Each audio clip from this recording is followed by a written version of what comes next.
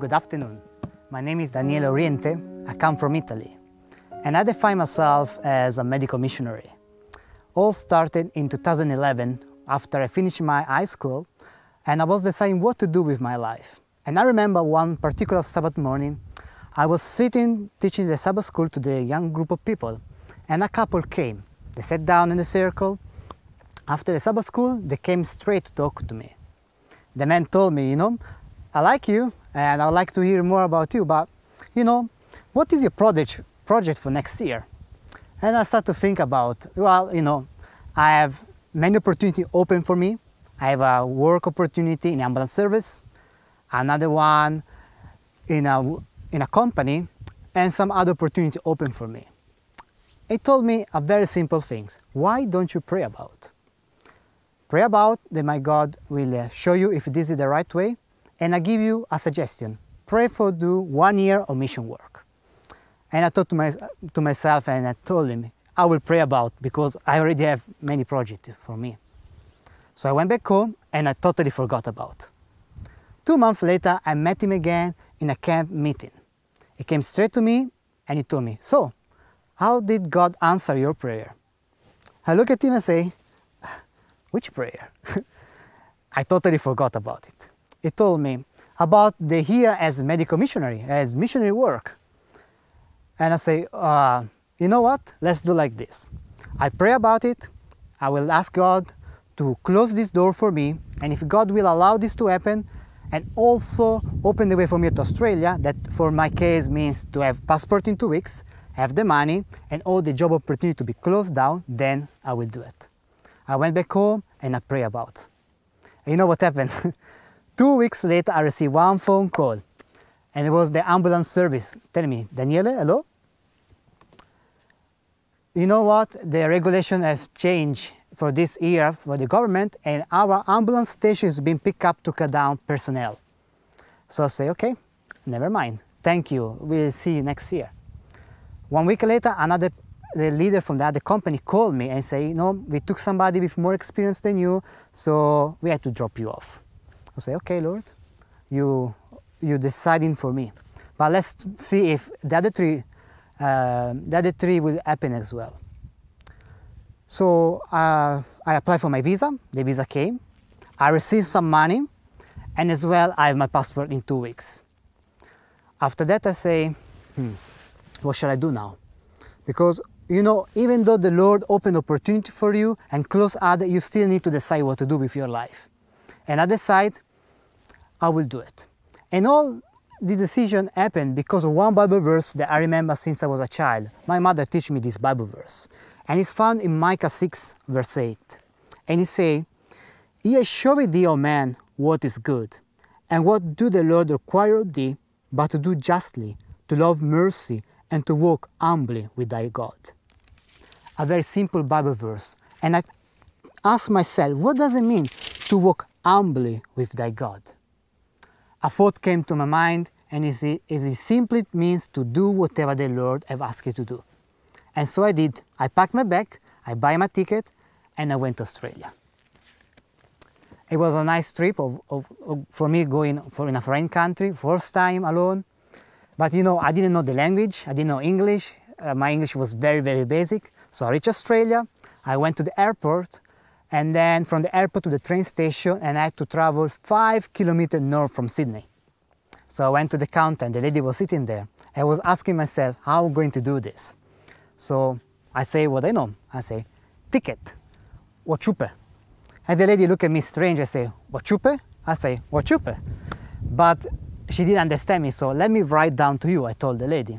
So I wrote down, I gave it to her, the paper, and she said, oh, Wahop. Wahop was the name of the town I was supposed to go, but my English was not that good. So I went to the train. It was 5 hours on the train. I reached the train station, and I went outside. It was a countryside, nothing was around me, and I sat down and waiting for someone to pick me up. Something that I didn't know at that time, that the guy that asked me to go to Australia, he actually forgot that I was coming in this day. So I was waiting there, nobody was coming, 1 hour passed by, and I text this guy, say, look, nobody came to pick me up. And he asked me, where are you? And I say, in Wahop. And he say, I thought you're going to be there next week. I say, no, no, no, I'm here now. So what shall I do? He say, just wait, don't worry, they will take you up. So I wait another hour, and finally a white car came from the far distance, came to me and say, are you Daniele? I say, oh yes, that's me. So we drive for another 1 hour and we reach this countryside. A beautiful land, was already dark, it was middle of the night, and so I went to sleep in a caravan. In the next day, I wake up, I met the family, one family with 6 children, was another family in the campus with 4 children, and another couple. And so, you know, when you come from a foreign country, people ask you many questions. And they start to ask me, you know, how is your country look like? How many brothers, how many sisters? And I'm trying to answer them. So I was saying, yes, no, I'm trying to guess, I was not sure. But that was my experience. 1 month later, when my English starts to pick up, they ask me suddenly, how is your sister doing? I look at them a bit shocked, and I say, oh, I don't have a sister. And they just laugh because they understood that my English was very poorly. But you know, during this time in Australia, God really led me to the mission work. I had the privilege to travel with this family around in many different towns in the Gold Coast, up and down, where they was presenting medical missionary work. So we have Expo programs, but prior to this, 1 week prior, happened to me, to myself, that one morning I woke up and I have a boil up in my right here, a growing boil over there. And I say, what is it? I had some cream in my bag, I started to apply, it was not really working. One guy on the property looked at me and he said, you know what? Tonight do something for me. Grate a potato, put it in a jars, apply it overnight, we pray, and see how God will work through it. I look at him and say, a potato? Yes, a potato. A potato in my eyes? I never know you can put a potato in your eyes, I just know how to hit them. And he say, just trust the Lord will bless. I say, okay, I have nothing to lose, so I grate the potato. It was very strange for me to do so. I put it in a gauze and applied to my eye, and I went to sleep. The guy prayed for me. Next morning when I woke up, you know what? I removed the bandage, I removed the poultice, the boil was half gone. In the same evening we repeated, the next day it was fully gone. That really made me think a lot. One potato, a boil, is gone. And I said to myself, what is this about? You know, and so I got very interested in this line of work and explain me the principle, explain how God's simple natural remedies are efficient to do His work.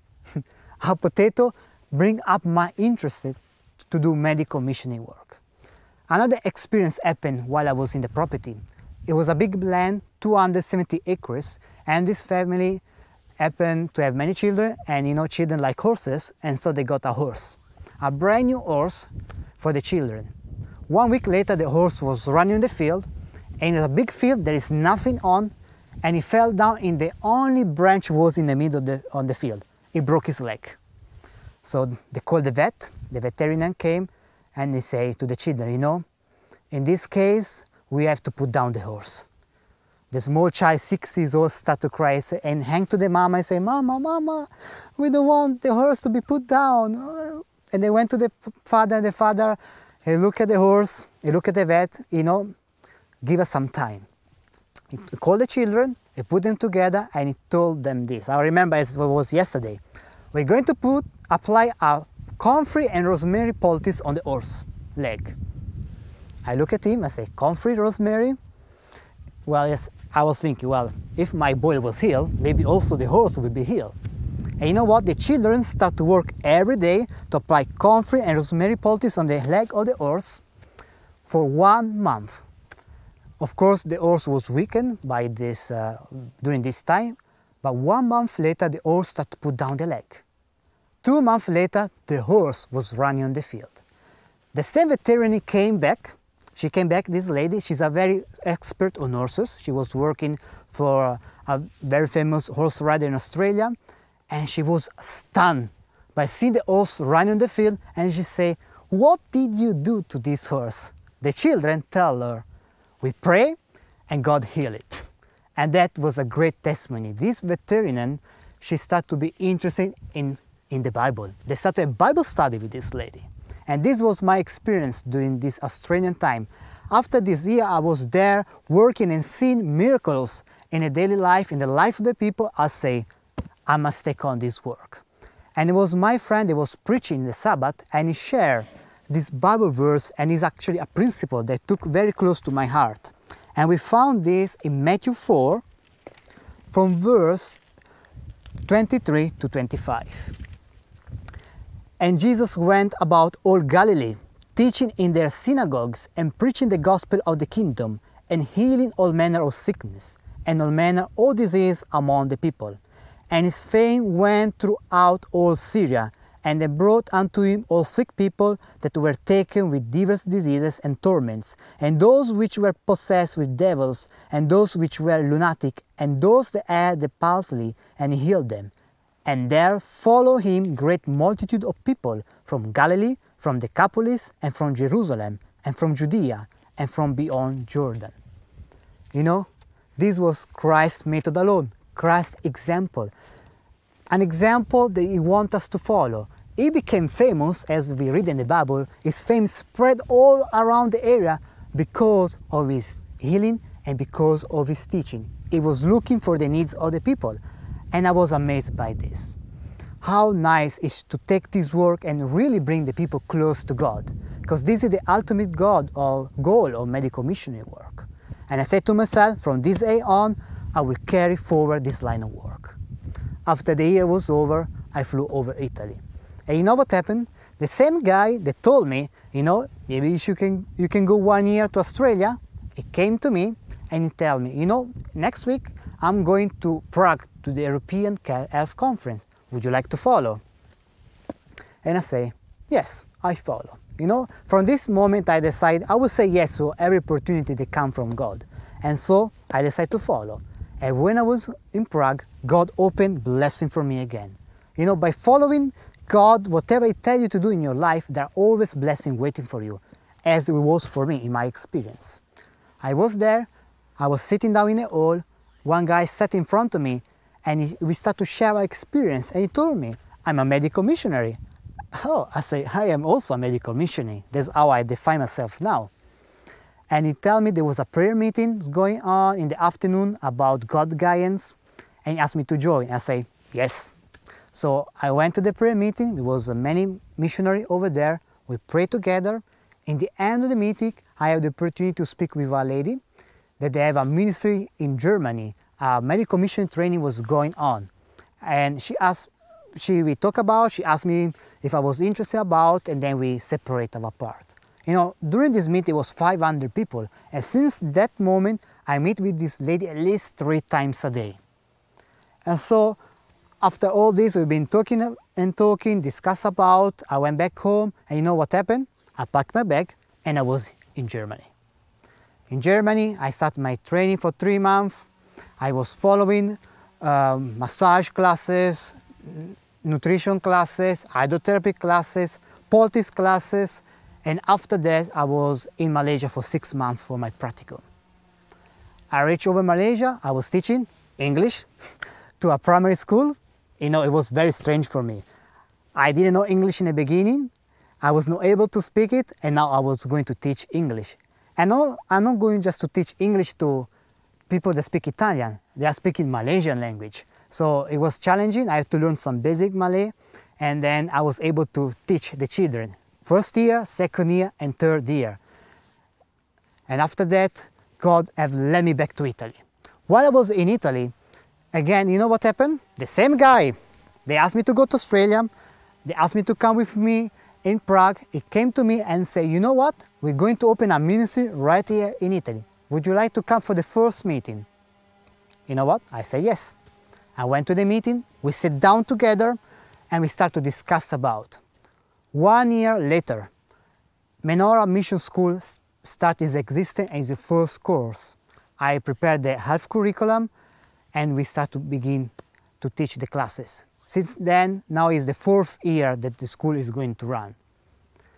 After all this while, as I look back, I can see how God has been leading my life. You know, all started with a simple prayer. By applying a simple Bible principle that we all read it together in Micah. to walk humbly with the God. And I was asking myself, and ask every day to myself, what does it mean this? And for me, it means simply to answer God's call for our life. You know, as we are going forward with our life, I think the most important thing is to fulfill God's purpose for our life. I hope that my testimony has been inspiration for you. I hope that you seriously start to pray, to ask what is God's purpose for your life. And you know what? When you will answer yes to God's purpose and to His call, God will bless you abundantly. May God bless you in your spiritual journey and you walk together with God.